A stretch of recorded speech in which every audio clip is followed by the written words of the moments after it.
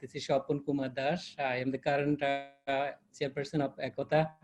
Let me give you a background of Ekota. Some NGOs work in Bangladesh, and then they were trying to help the women to be able to participate in the economic activities of the country. And then few other things like, as she said, the women, normally they were kind of, specifically in the rural areas, they were at home based, and they were taking care of the children and then cooking for the family, and their work was not very much recognized, or we always say that it is not recognized, or it's not paid. So the work was kind of household mostly. So, and one of the NGOs I can name, Mennonite Central Committee. You might know about that. They are the North American NGO. They came here in Bangladesh and then worked for about, they are still in Bangladesh, but they started before the liberation of the country. Then after liberation, they were trying to help the people, specifically in the rural areas, in the agriculture, and also in health and sanitation. But alongside, they were observing that how the women could be brought under the economic activities of the country. So that was how the Ekota's thinking was growing in the beginning, that women needs to be coming under the economic activities of the or the mainstream activities of the country. So that's how by 1974, a few shops were in the city, like those who are basically handicraft, but not very much big ones, and people customer wise, they are not very big shops, they were very small ones. Like Source was one of them, that was created by the Mennonite Central Committee, and then they ran it for about 3-4 years. And in 1975, this shop was handed over to BRAC. Abed sir was, it was given to Mr. Abed by the Mennonite Central Committee, as far as I know. So that was the beginning of the shop, first handicraft shop. And there are a few others like Karika or many other handicraft shops. At one point, Ekota, all those handicraft shops, or the women who are involved in the economic activities, they were trying um, to make some connection in the market in a sense that the domestic market as well as in the international market. Domestic market, these shops were here in Bangladesh, but they were trying to make a networking organization so that it would be well managed business wise, because the fair trade idea was not established in this country at that time, but they were trying to figure out some kind of the networking body, so that when handicraft, all those people, all those women who were involved in craft making, they would have good market, good price of their product, and then a good environment could be ensured for their workplace. This way, this idea has come. Mm-hmm. Okay, that gives a nice background that when the Ekota was formed, Ekota Country Network, it was established in 1990. I started with 11 members, and then presently we have 47 members. I think the number of members is increasing again, because most people are coming under Ekota, and involves 115,000 artisans currently. And then we claim that 90%, over 90% of the artisans are women. And products, currently we are in the fashion industry limitedly, and then beauty product, household, specifically the craft, handicrafts. And as I said, that its vision is to create opportunities for the women artisans to be able to sell their crafts in the world market. Currently, domestic market, we have limited shops, but in the world market, very soon I will give a picture of how big the market is now, and where we are selling, how many countries we are managing. Again, it is a sustainable livelihood. for the producers, specifically for the women in the rural areas. So ECOTA is how it does is work as a mutual beneficial relationship for the value of integrity and accountability, it says. And then, as you know, we have to do the fair trade. Under fair trade, there are 10 principles. So to ensure these 10 principles, we need to ensure the fair income. We need to ensure the transparency of our work. We need to take care of the fair wage and the dignity of human labor, specifically the environmental issue. We are very much concerned about that. And then child labor is specifically, we prohibit the child labor. So ECOTA strongly have to follow, our ECOTA members have to follow the rules and regulation and principles of fair trade worldwide. ECOTA's guiding principles, under guiding principles, it says that providing an opportunity to live with one's respective culture and align environmental sustainability with fair trade practices. Here, one thing I should mention that, you know, the producers who work, initially when we were marketing in craft products in the international market, we didn't change the traditional craft ideas or the techniques. We just made it a little bit of world class, meaning that, you know, the products were a certain shape or size, but we had to make it world class. That's why the traditional cultural respect we had when we designed our products. And we encouraged collaboration and cooperation, because, you know, in the craft market, if you look at that, normally when we were observing or doing research in the field level, in the rural level, craft is kind of individual. Everybody could do something. Like, if I give you an example, a hand fan could be made by one person in one type, but the other person would make it in a different shape. But for the market, when we had a big order of 2,000 pieces, then we had to make all 2,000 in one shape. That's why, you know, we had to provide some training and do some cooperation, do some collaboration to make them like commercialization of the handicrafts in Bangladesh. So there are 47 members currently, but there will be more members joining. This is the location where the members are now currently located. As there are 47 members, they are everywhere in Bangladesh. So one of the things about the ECOTA members, that ECOTA, currently Arong is also one of the members of ECOTA, and there are some big organizations who are also connected to the international market, like exporters specifically. There are 16 or 17 big exporters are now those who are involved in craft exporting in the world market. So 15, 16 members are really big ones. And Arong is doing fantastic sales in domestic market. So all the summarized format of these members says annual turnover approximately $140 million.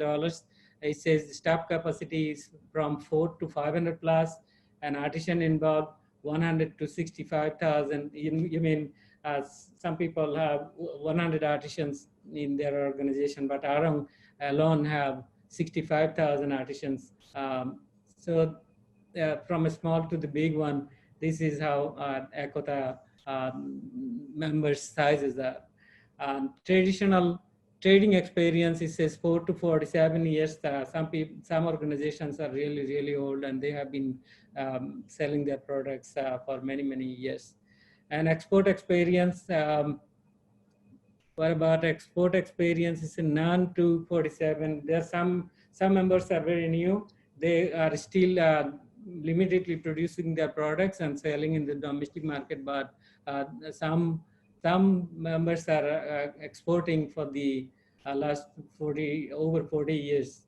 So there are experienced ones as well as the very new ones in the organization. So services, ECOTA, why this network formed? One is to build the capacity building of our member organization, those who are ready to go to the market, like export market or the domestic market, then how they should manage their production, and the business management training is provided to them so that they can understand the business, they can understand the trend, the season, the color, everything is kind of brought under training. So Akota is responsible for providing all those training. And the marketing and trade facilities, Akota is connected to the world market, the latest research and what is going on, what uh, what kind of product could be sold, and then doing some matchmaking between the member organization and the market players. So this is one of the things that Akota does very good. And then advocacy and lobbying, we need some to be done in the like some of the organization. Those were the I can give an example like CBI is a Netherlands-based organization. They are providing export marketing help to 26 uh, local organizations. So the Akota is the one who advocate that how the Akota members should be included in that kind of export marketing help, or how the government agencies could be connected to Akota members. So Akota on behalf of the member organizations, Akota work for advocacy and lobbying. And the networking and cooperation coordination is required a lot for, some people have experience and some do not. So then the matchmaking or the sharing of the experience, the sharing of the product development ideas, Akota does a lot on that. And the product development and design is one of the big areas where it is required, because product traditional product could not be sent directly to the market. You need to make it world class so that you could present it to the world market. And then quality assurance is one of the things, and the pricing and costing. This is really the struggling factor of the craft sector, and nobody knows how to do the pricing, and some people struggle even what is pricing and what is the costing. So then this is one of the very important training for the craft makers, and then the Akota takes the responsibility how to train them in pricing and costing. Then as I said, that the safety issues are also taken under training, and that is arranged by Akota. As in the craft, small tools are used, and then still the safety is a big issue. And then as child labor is not allowed in fair trade, so then how to keep the children away and the artisan at a safe place to be able to do their work. So that way Akota plays some specialized training in first aid and safety awareness. And then occupational health and safety, these both are almost the same, but they separate it for the purpose of having the environment safe and good. And the internal monitoring system is always there. Akota wants to make sure that the things are produced under a good environment. All the principles are properly met, and then it is assured to the consumers that nothing is breached under production system or production procedure. The craft makers, they do not know where their products are being sold, and then how to present them, who are their buyers. So to be presenting their products or samples in the international market, like trade shows, and then communicating with the international buyers, and then also sampling, like order receiving, and then finally the shipment, the financial transaction, all those things are brought under kind of coordination, which is in most cases the small craft making organization even do not understand. So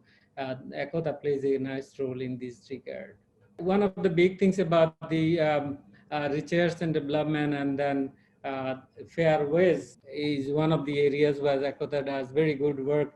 Like in Bangladesh, oftentimes you would hear that the man gets more wages for the same work than a woman. So then Ecotha is the one who makes sure through his system that no, you have to make sure that for the same work, men and women should get the same ways, and that ways must be fair ways, and that is kind of you need to cover the food basket of the family, and then this needs to be ensured through the pricing system. So and then also uh, the promotional activities are on a regular basis. Ecotha does very well. Uh, Media coverage, yeah, it does limitedly. It does a lot of networking with like Export Promotion Bureau in Bangladesh, Jude Diversification Promotion Center in Bangladesh, uh, uh, Bangladesh Small Scale, BSIC, Banglacraft, and the other NGOs and the WFTO, World Fair Trade Organization, regional and the global office, and the coordinate with the other member organization. The Ecotha needs to do a lot of this because whole thing relates to the marketing. The one the product is developed, or what product to develop, and for whom it needs to be developed, and where to go, and who is going to be the marketing organization, and how to sell better.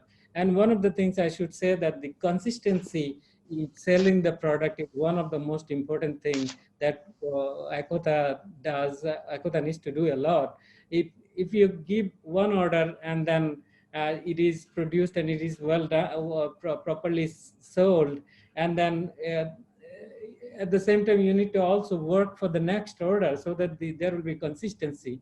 So Ecotha's job is very tough to be able to maintain that consistency. So that's why all the networking organizations are closely connected, and then Ecotha plays a vital role in that. It's kind of a database they have in Ecotha. If someone needs to study on that, yeah, Ecotha has the database for internal monitoring system development, or the um, producers database. Even though we do not use them much, but if someone would like to do fair trade in Bangladesh, I think they should use those data. So currently, the Ecotha is doing some exchange program with Nepal and Bangladesh. There are this is a 3-year program, and then 6 Bangladeshi uh, youth will go to Nepal in 3 years, two two in each year. And 6 Nepali yeah, would come to Bangladesh. We will exchange the skills, like there are 6-7 areas where the skills are shared. This program is being run under the NOREC, NOREC exchange program. This is the first year of this program. We still have 2 more years. This program is now affected very much by COVID.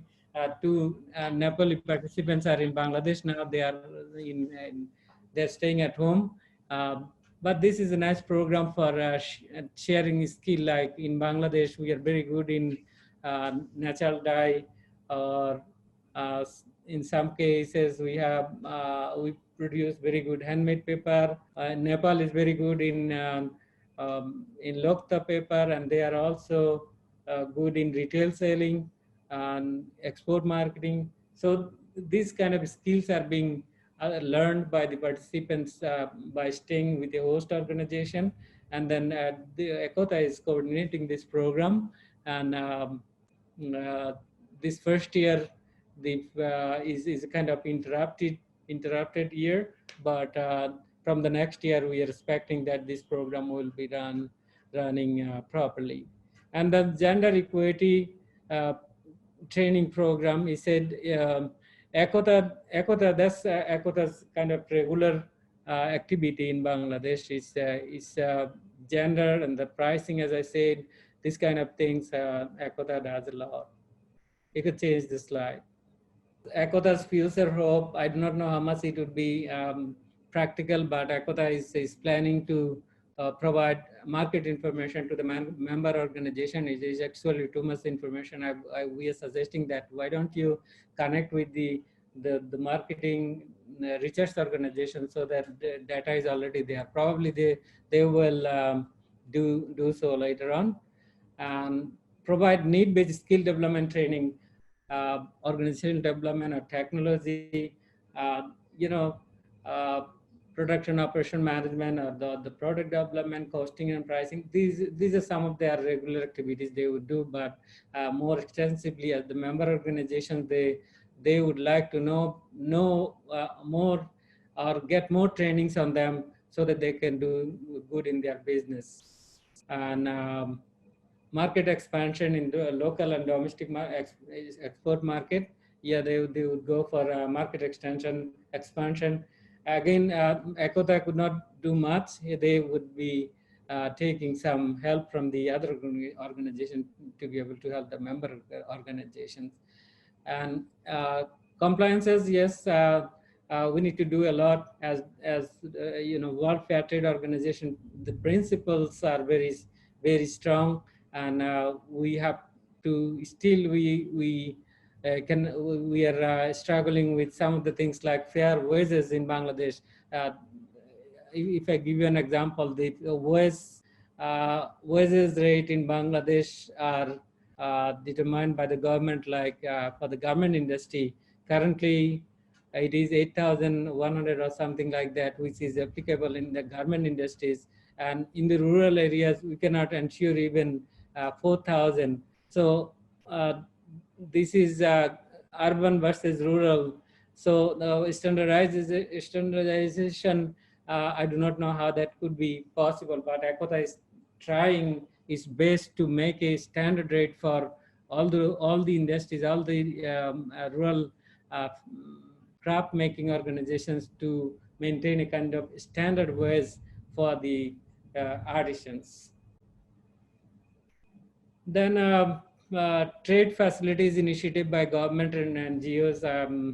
I do not know how much it would be possible by Ekota, but they have this in their wish list, that the wider participation of the trade facilitation initiative by the government and NGOs. I think by now they are able to connect Export Promotion Bureau and some of the other organizations, like those who like BSIC or Export Promotion Bureau, those who are providing some support to the rural handicraft artisans, and Ekota is trying to mess with them. But again, it is not that easy to be able to make good connection with them or to get some benefits for the artisans of the handicraft industry.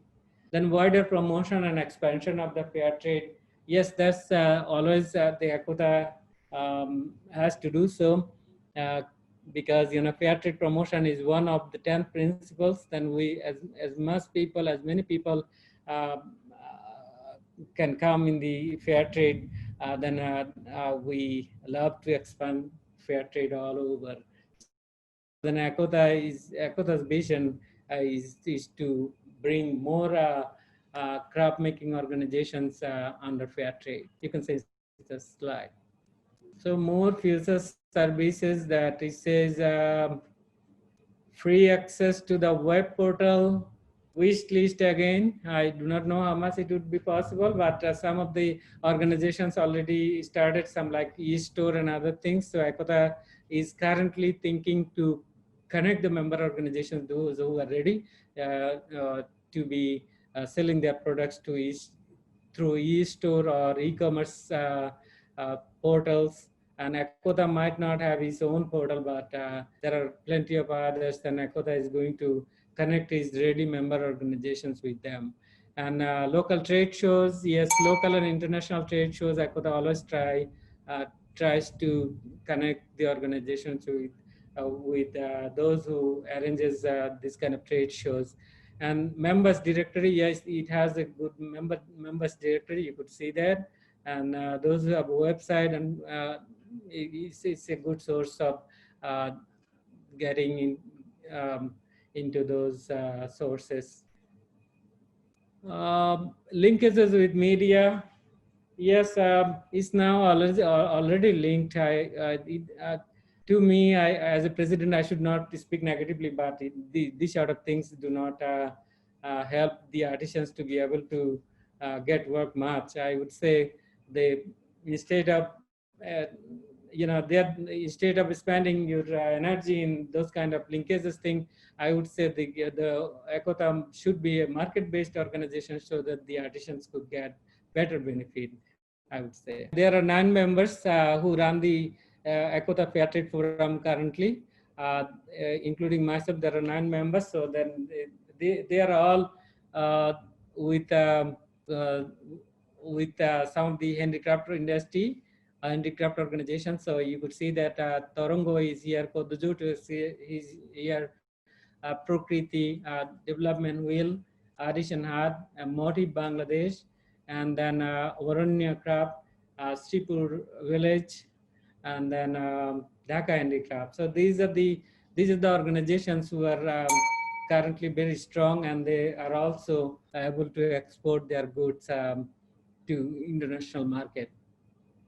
Thank you.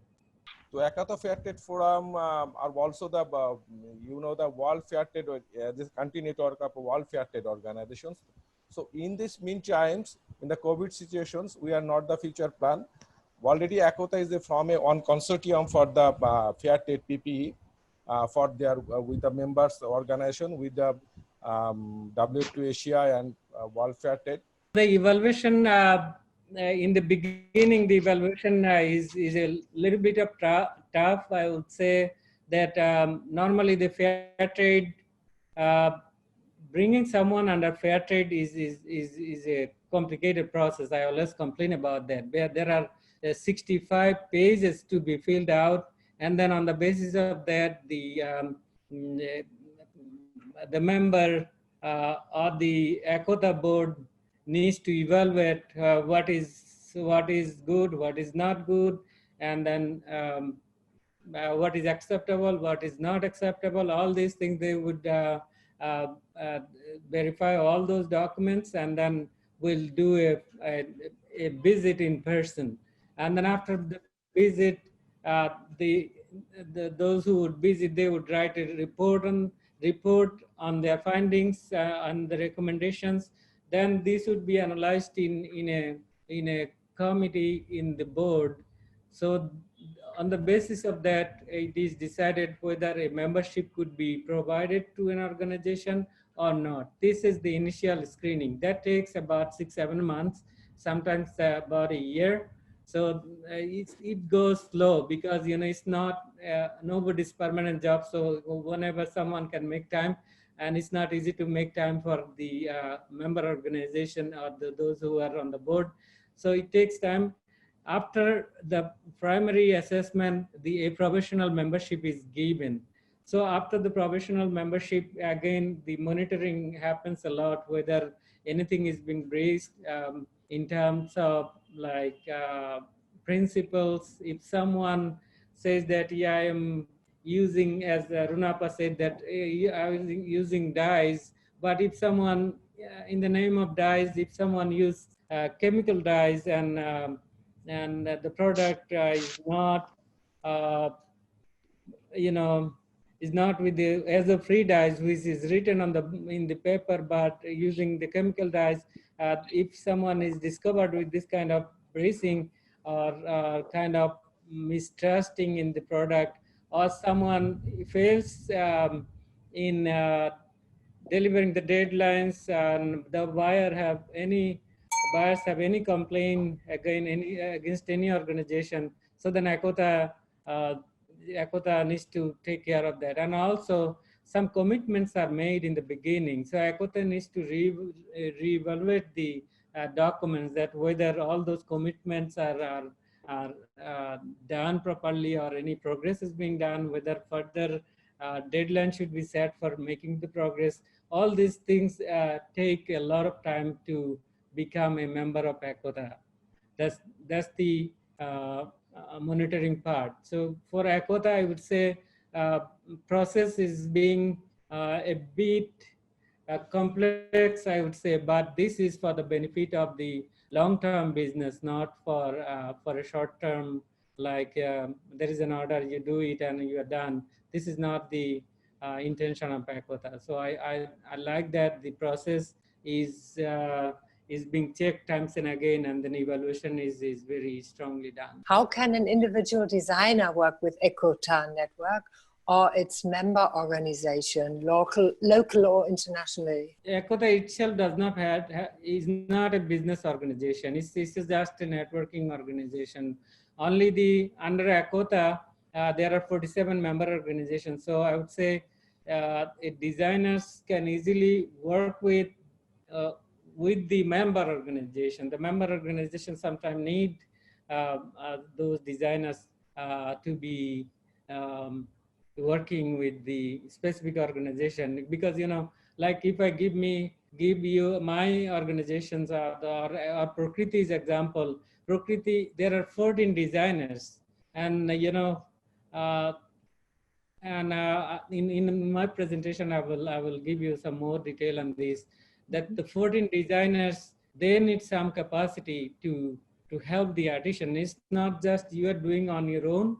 You need to be able to help the artisans to be able to work. So once you design something, you need to keep in your mind that the design aspect must be very, very simple, and that needs to be the main product needs to be done by some producers, and those who are totally rural based and they do not have educational background, they would never understand your market. So a designer is a trainer here in fair trade organizations. They need to have a lot of patience to be able to help the artisans to be able to learn the things, the whole thing. So a designer is not a designer, he is also a trainer here. The handicraft industry is a designer based.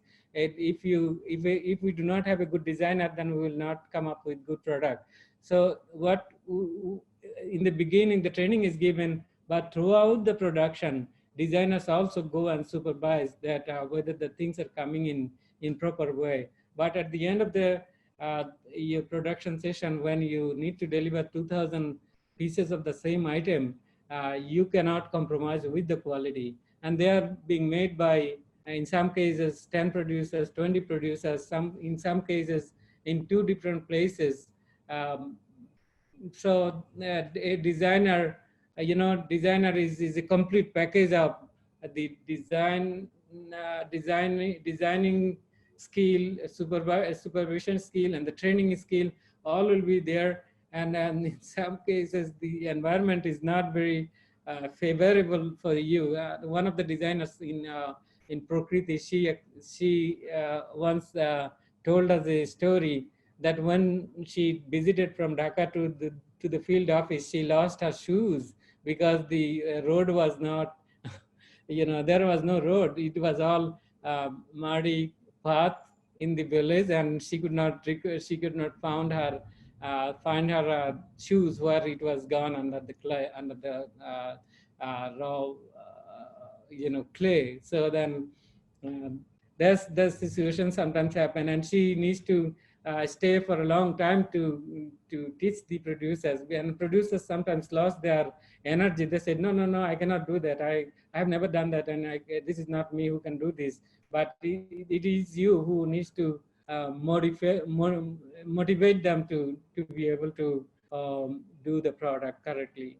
And in one example, I can give you that we are making some products for the body shop, and the area where we are making this product for the body shop, the artisan said, no, please go back. This is not us who can make products for the body shop. But this is the 18th year when we are doing the same product for the last 18 years, and the same group of producers, they are making products for the body shop. So the designer is an important part of the handicraft industry, I would say. As a designer myself, you know, I think my entire working life has been, I've come across, you know, situations where somebody told me that's not possible, and I proved them wrong and showed them how it's done, you know. So that's, I think, a very valuable lesson to our participants this is why we want you to also be good at, of course, like using sewing machines and dyeing yourself, and be really competent with all the skills that you that the artisans are working with, or the people surround you who support you in production. You need to know what is possible to help people to make the things you want them to make often, you know. And also it's good when you experiment with these techniques that you find ways and solutions. Swapan, thank you very much for your presentation of Ecotare Network.